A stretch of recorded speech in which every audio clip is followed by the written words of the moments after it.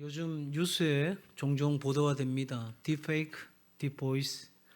아마도 한 번쯤은 들어보셨으리라 생각됩니다. AI가 만든 가짜 뉴스 때문에 주식이 출렁거리고 민주주의의 근간이 흔들릴 만큼 오늘 이 시대 참 위험하고 부담스러운 시대를 맞이했습니다.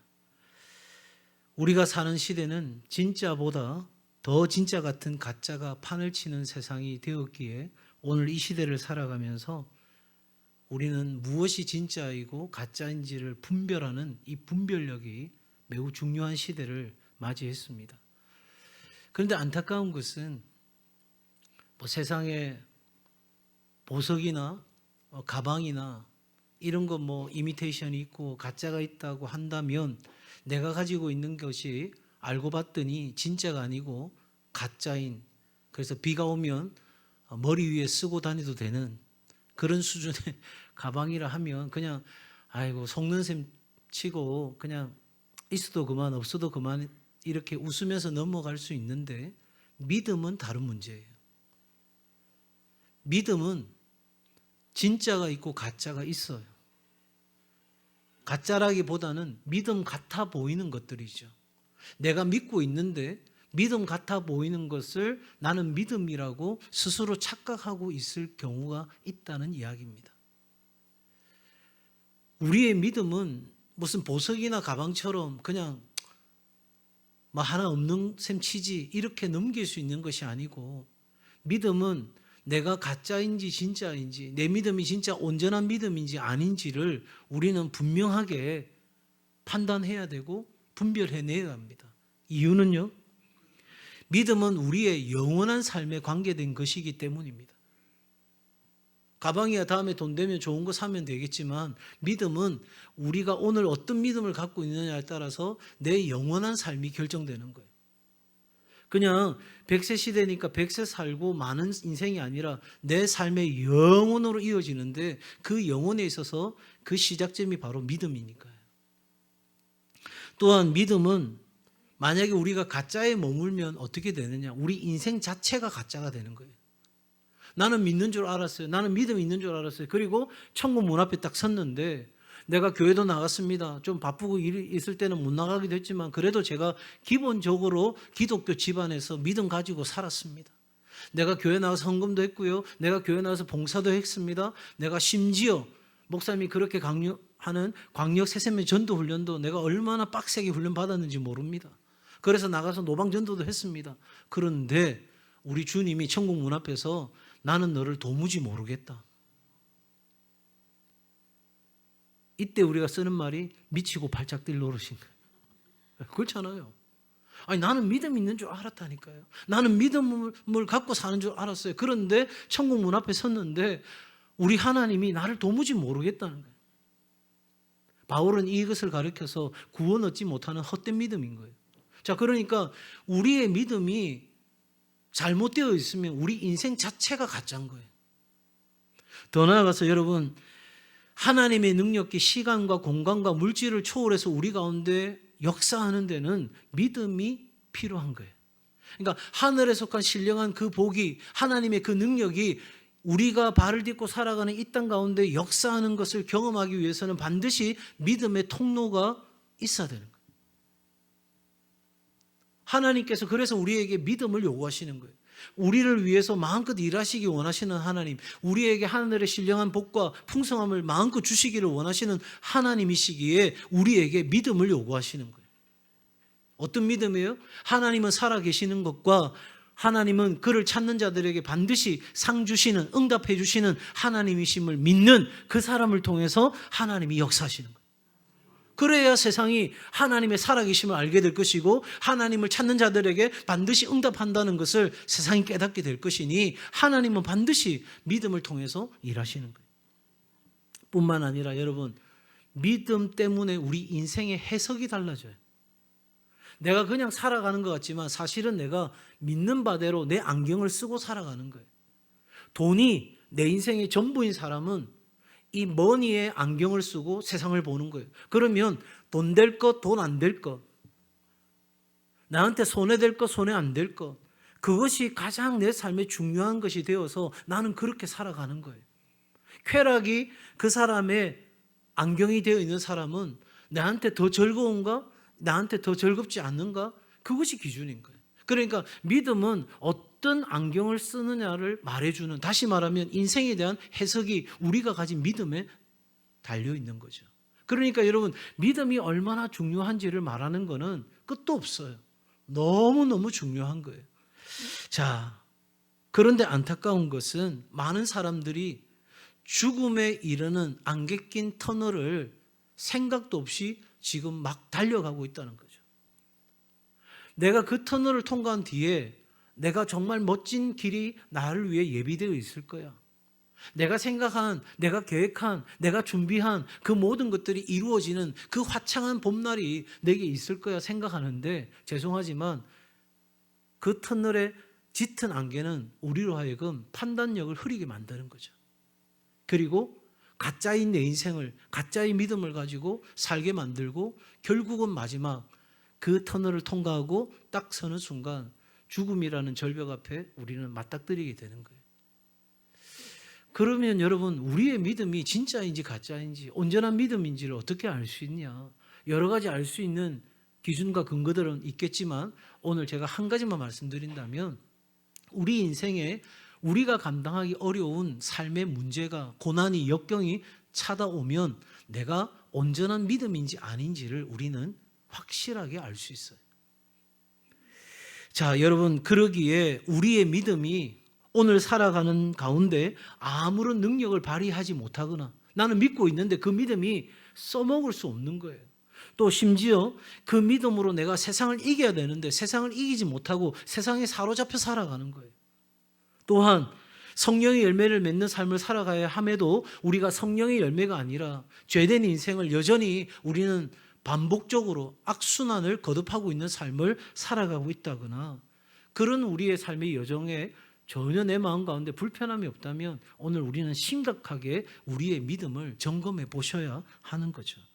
그래서 사도 바울은 고린도 교회 성도들에게 이렇게 말합니다. 너희는 믿음 안에 있는가? 너희 자신을 시험하고 너희 자신을 확증하라. 자신을 확증하는데 뭘 확증하라는 거죠? 믿음을 확증하라. 내가 믿음에 있는지를 제대로 깨닫고 확신하는 것이 필요하다는 거예요. 여러분, 믿음이 있는지 없는지 알 수 있어요, 없어요? 질문이에요. 알 수 있어요, 없어요? 지금 분위기가 알 수 있다 반, 모르겠다 반. 왜 자꾸 묻지?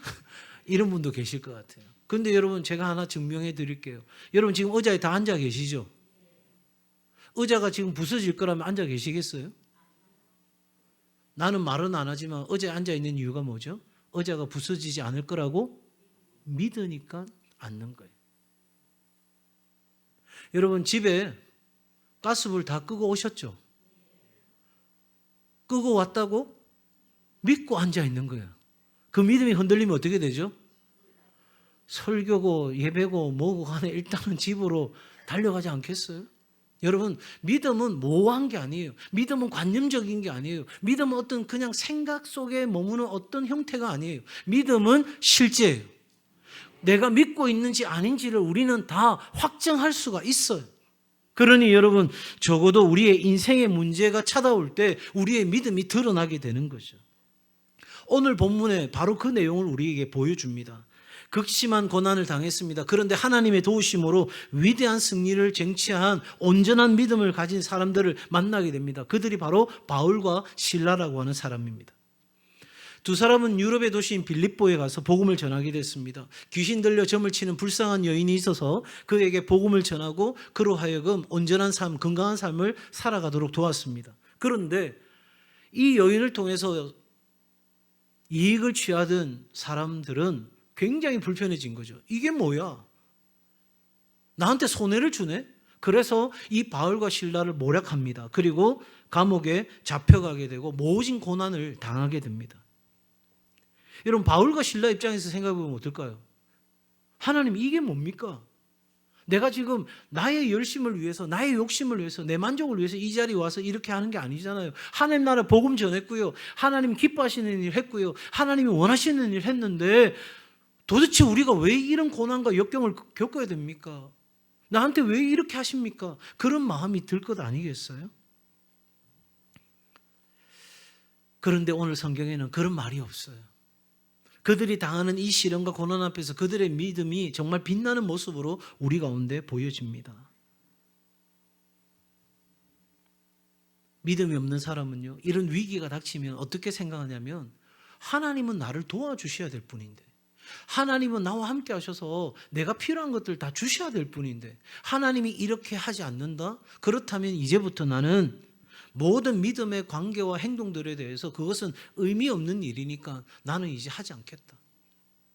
많은 사람들이 하나님께 실망해서 돌아섭니다. 그런데 온전한 믿음을 가진 사람은 모든 것을 잃어버린 상황에서도 하나님을 향해 일관된, 충성된 그 믿음으로 산다는 거죠. 여러분은 어떠십니까? 여러분은 오늘 어떤 믿음의 길을 선택하고 계십니까? 자, 그렇다면 이제 우리가 선택해야 될 온전한 믿음이 무엇인지 오늘 말씀을 통해서 함께 살펴보고자 합니다. 첫 번째로, 온전한 믿음은 하나님의 뜻을 따라 하나님을 기쁘시게 하는 방향으로 우리의 삶이 계속해서 움직이는 사람이다. 한번 따라 하실까요? 하나님이 기뻐하시는 방향으로 계속 움직이는 믿음입니다. 자, 오늘 본문 여러분 16절에 보면 기도하러 가고 17절에 보면 복음을 전하고 18절에 보면 귀신을 내어줬고, 무슨 말이에요? 계속해서 믿음을 따라 선택하고 믿음을 따라 움직인 사람들의 이야기가 기록되어 있습니다. 그러면 세상은 어떻게 할까요? 사단은 어떻게 할까요? 우리가 움직이는 걸 가만히 내버려 둘까요? 아니요. 20절과 21절에 보면 우리를 모함합니다. 우리가 움직일 수 없도록, 우리가 자신들의 관념 안에 완전히 사로잡히도록 우리를 그렇게 몰아갑니다. 심지어 우리에게 괴로움과 고통을 주면서 우리가 꼼짝달싹 하지 못하게 깊은 곳에 우리를 가두고 든든히 지키는 일까지 합니다. 오늘 이 성경의 모습 속에 하나님의 역사와 사단이 우리를 향해서 공격하는 모습이 여지없이 다 드러나고 있는 것을 보게 되죠. 여러분, 이 상황입니다. 우리는 믿음을 가졌기에 기도하고 복음을 전하고 귀신을 내어쫓고 하나님 기뻐하시는 방향으로 계속해서 움직이면서 무언가를 하고자 합니다.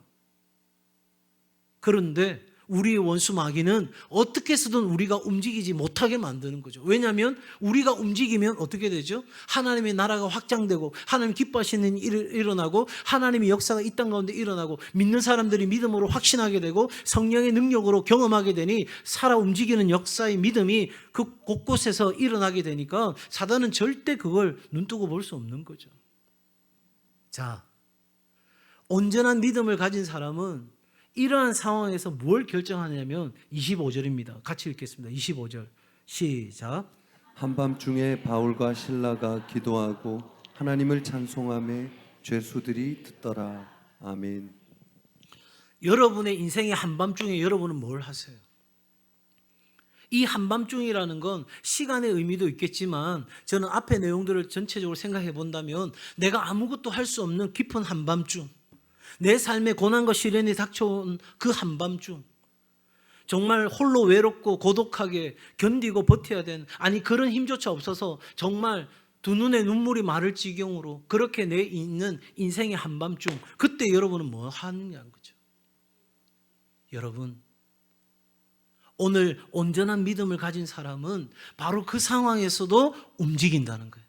기도하고 찬송하는 일을 멈추지 않는 거예요. 그러니 여러분, 온전한 믿음을 가진 사람은 하나님이 기뻐하시는 방향으로 계속해서 무언가를 움직여 가고 있다는 거예요. 그래서 움직이지 않는 믿음은 믿음이 아닌 거예요. 그래서 행함이 없는 믿음은 죽은 믿음이라고 하잖아요. 그러니까 살아있는 믿음, 온전한 믿음은 우리로 하여금 계속해서 하나님을 기쁘시게 하는 방향으로 반드시 움직이게 하는 거죠. 그래서 우리의 믿음의 선진들은 그들의 삶으로 그들의 믿음을 확증해 보인 거예요. 잘 보세요. 초대교회 성도들 가운데 여러분, 이 믿음을 갖는다는 것은 굉장히 어려운 일이었어요. 왜? 내 권리를 포기해야 되는 일들이 처음 믿음을 가질 때는 있었거든요. 그런데 내가 믿음을 가졌어요. 그런데 이 가진 믿음이 일시적인 어떤 감정의 동요에 의해서 되어진 일이 아니고 정말 내가 나의 지정의를 다 동원해서 전인적으로 예수 그리스도를 믿고 따르기로 결정한 믿음이라고 한다면 여러분 뭘로 증명할 수 있을까요? 내 믿음이 진짜라는 걸, 자, 초대교회 상황에서 내가 예수 믿으면 권리도 박탈당하고 여러 가지 어려운 일들이 찾아오는 거예요. 심지어 내 생명을 내어놓아야 될 일까지도 펼쳐지는 상황에서 내가 믿음을 갖는다는 걸 뭘로 증명할 수 있겠어요? 증명할 수 없어요? 믿음으로. 아니, 그 믿음을 믿음으로 어떻게 해요? 기도함으로? 아니요.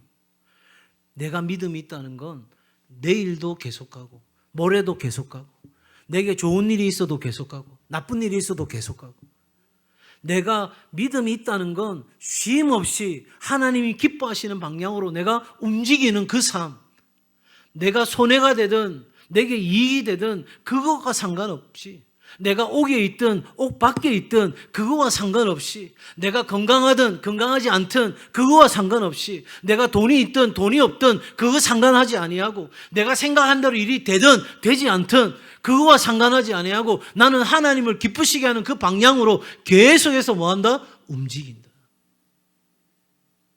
여러분이 이렇게 말씀하셨어요.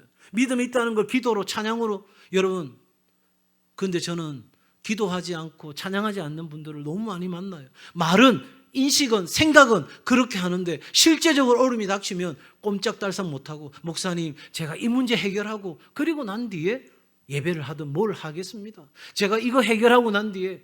여러분, 오늘 우리의 삶에 가장 중요한 건 뭔지 아세요?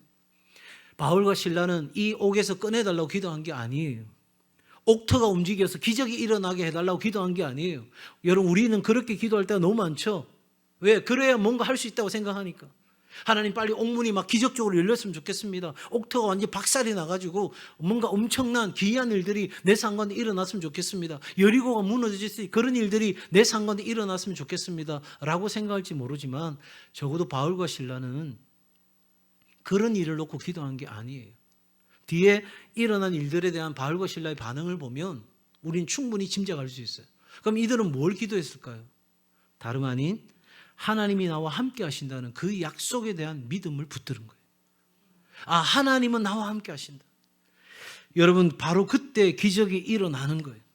행동하는 믿음, 계속해서 움직이는 믿음은 하나님이 하시는 말씀을 신뢰하고 우리 가운데 말씀하신 하나님을 신뢰하기 때문에 우리는 그 하나님 때문에 믿음을 가지고 오늘 우리의 삶의 자리에서 상황이 어떠하든지 형편이 어떠하든지 우리 삶 앞에 놓여 있는 것이 무엇이든지 간에 우리는 믿음으로 반응하기로 결정하고 믿음으로 행동하는 삶을 살아가는 거예요. 그게 온전한 믿음인 거예요. 만약에 저와 여러분의 삶이 그런 고난과 시련과 어려움 속에 그냥 사로잡혀 있다면, 그래서 아무것도 못하고 움직이지 않는다면 미안하지만 진짜 믿음은 아닌 거예요. 믿음 같아 보이는 것 가지고 그냥 얄팍한 믿음 가지고 순간순간 견디는 것이지, 그 믿음 가지고는 하나님의 놀라운 역사를 볼 수가 없어요.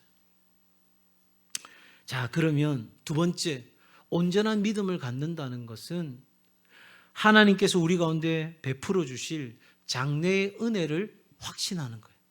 한번 따라합시다. 장래의 은혜를 확신하자. 바울과 실라가 이 상황과 환경에 굴복하지 않았던 것은 이 사람들이 철인이어서 뭐든지 견딜 수 있는 그런 사람이어서가 아닙니다. 그들이 어떻게 그 상황에서도 세상은 우리로 하여금 꼼짝달싹 하지 못하게 그렇게 우리를 죄어서 들어오는데, 우리를 강력하게 묶어 놓으려고 하는데 어떻게 그 상황 속에서도 계속해서 움직일 수 있을까? 그건 바로 내게 베풀어 주신 장래의 은혜에 대한 확신인 거예요. 여러분, 사도 바울에게도 그에게 닥쳐온 이 상황들은요, 쉬운 상황이 아니에요. 그냥 눈 감고 무슨 목욕탕에 앉아가지고 하고 그렇게 견딜 수 있는 상황이 아니에요. 너무너무 힘겨운 상황이에요. 그래서 사도 바울이 맨 인생의 마지막을 마무리할 때 뭐라고 고백하냐면, 내가 선한 싸움을 싸우고 믿음을 지켰으니, 이렇게 이야기하는 거예요. 그 말은 무슨 말이에요? 믿음 지키기가 쉬웠다는 말이에요? 어렵다는 말이에요? 어렵다는 말이에요. 내 인생에도 한밤중에 찾아왔습니다. 사도 바울이 그렇게 말하는 거 아니겠어요?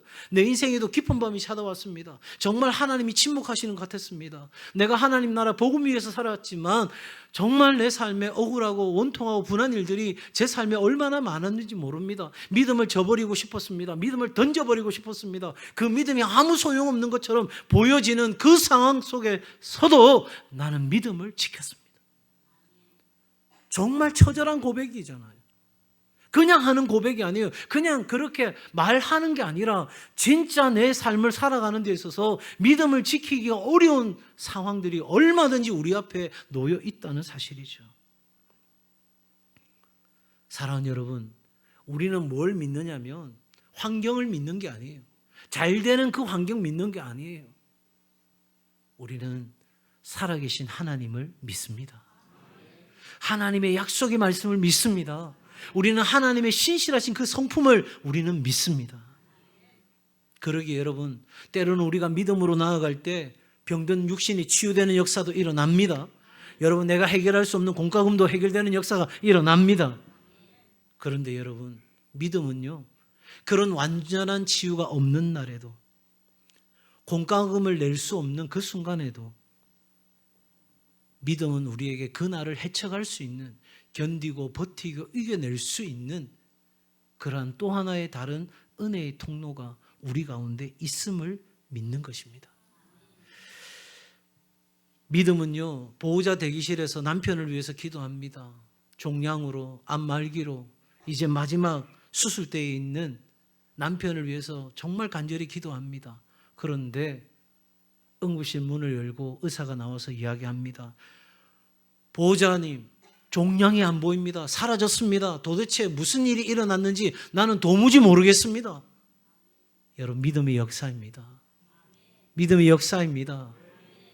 그런데 말입니다, 믿음은 그렇게 놀라운 치유 역사가 일어나지 아니하고 무덤에 남편의 관을 묻어야 하는 그 광경을 지켜보는 아내의 모습 속에서도 믿음은 역사합니다. 하나님은 두 곳에 다 역사하십니다. 왜 그렇게 하시는지는 우리는 몰라요.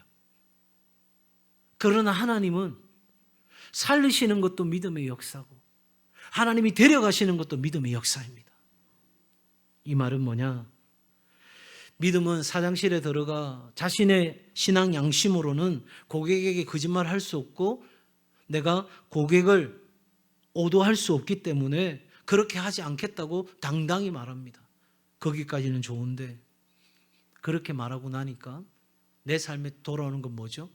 성진에서 누락되고 심지어 실직자 대열에 내 이름이 오를 수도 있습니다. 부모된 입장에서 자녀들이 그렇게 하겠다 하면 아마 우리 동성애 부모님들은 그러지 않으시겠지만 많은 사람들이 세상은 다 그렇다. 많이 참아라. 네 믿음과 상관없다. 그건 믿는 거하고는 다른 문제다.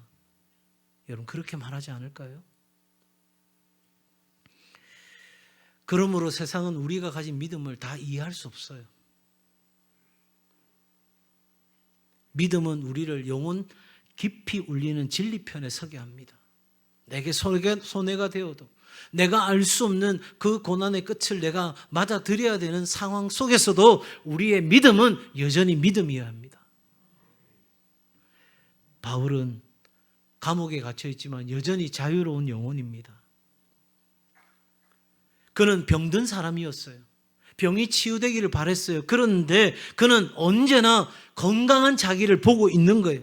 건강한 사람이라고 생각한 것이 아니라 건강한 사람으로 건강한 사람보다 더 열심히 하나님의 영광을 위해 살았어요. 나는 병을 이길 것이다가 아니라 나는 이겼다라고 믿고 선언한 것입니다. 어떤 사람은 건강해도 불편한 사람처럼 살고 어떤 사람은 병이 들어도 건강한 사람처럼 사는 거예요.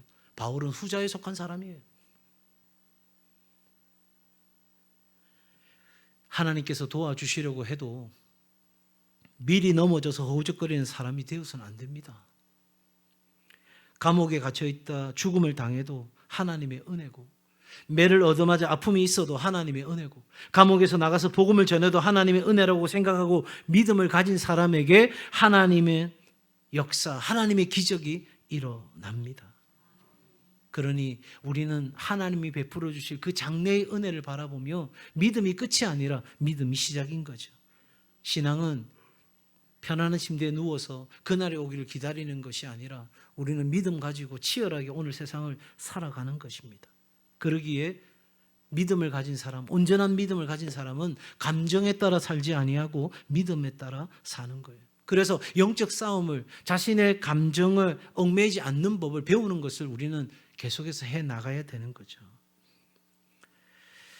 믿음으로 사는 것에 실망과 환멸을 느꼈습니까?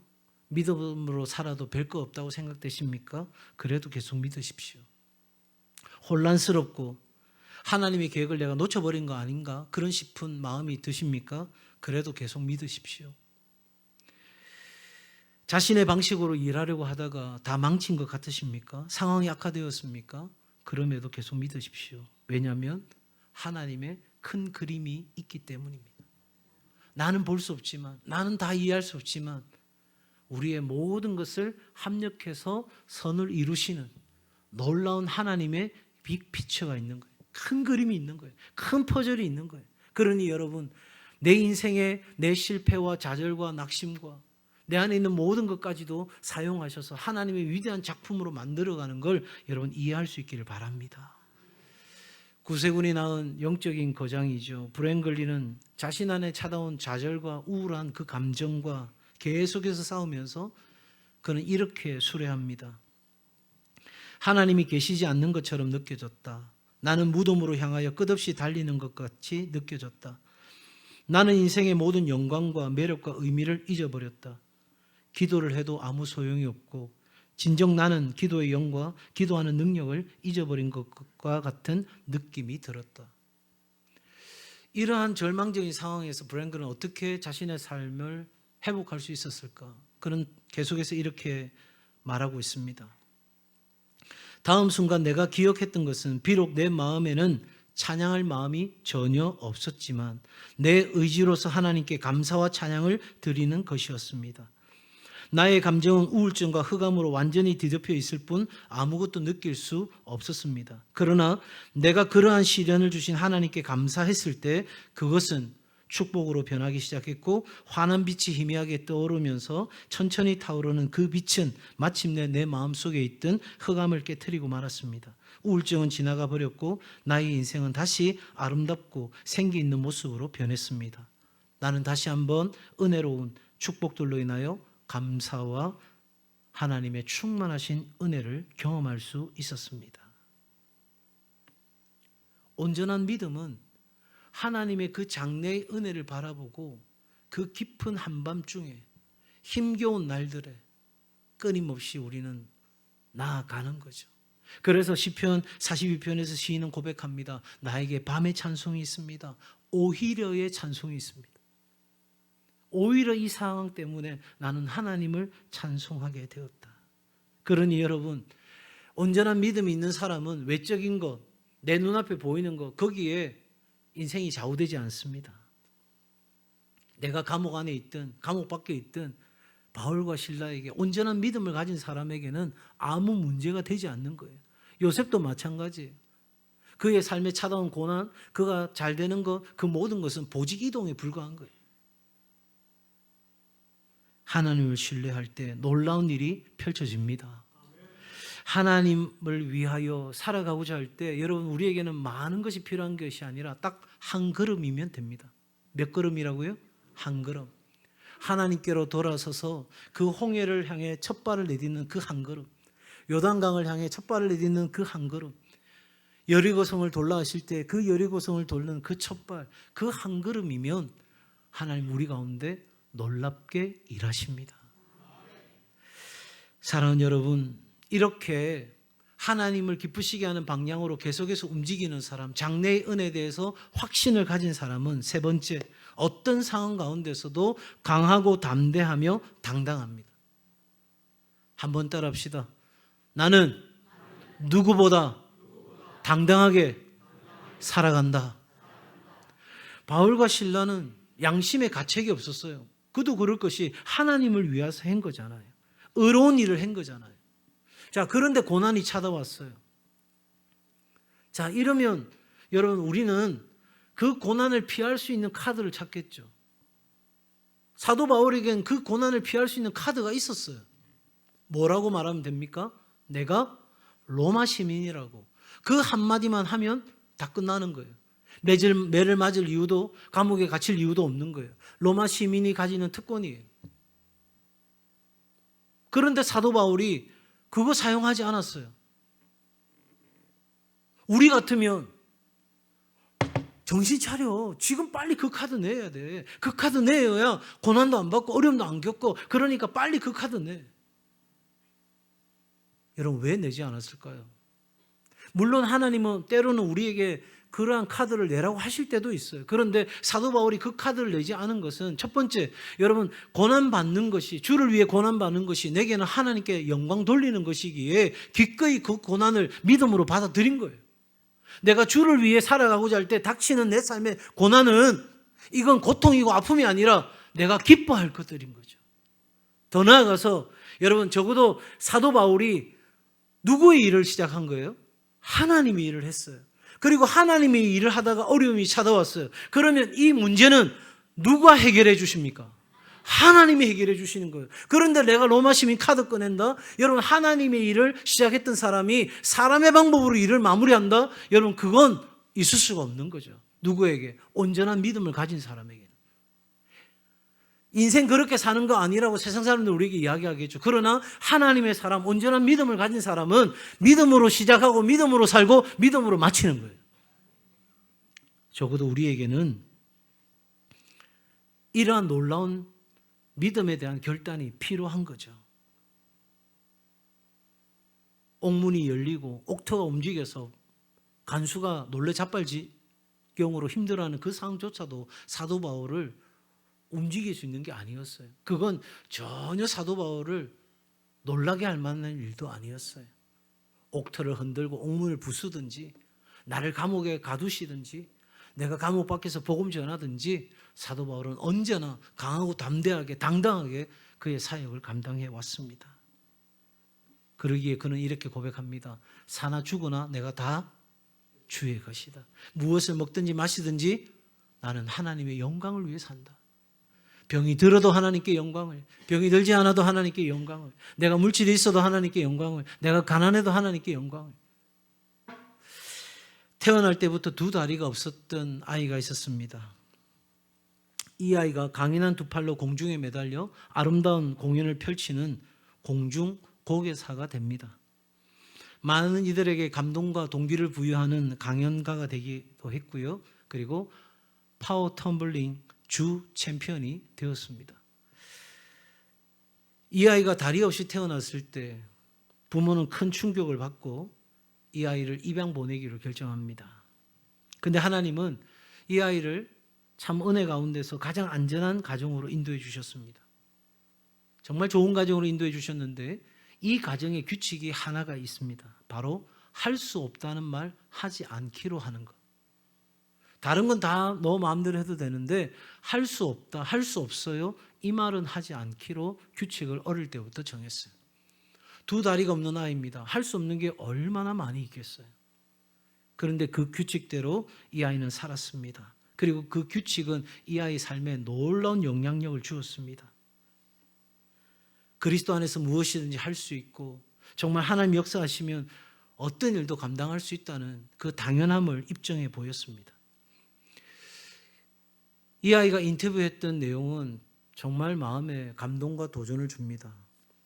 사람들은 종종 내게 이렇게 묻습니다. 만약 다리를 갖고 태어날 수 있었다면 당연히 더 좋았겠죠? 이 아이는 이렇게 말합니다. 어림없는 소리다.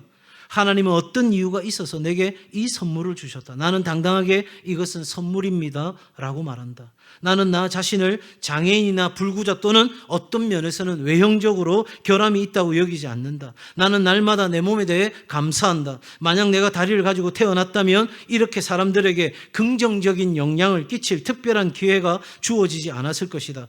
하나님은 그분이 하시는 일을 잘 알고 계셨다. 그분은 언제나 그렇다. 그러므로 정말 나는 복받은 사람이다.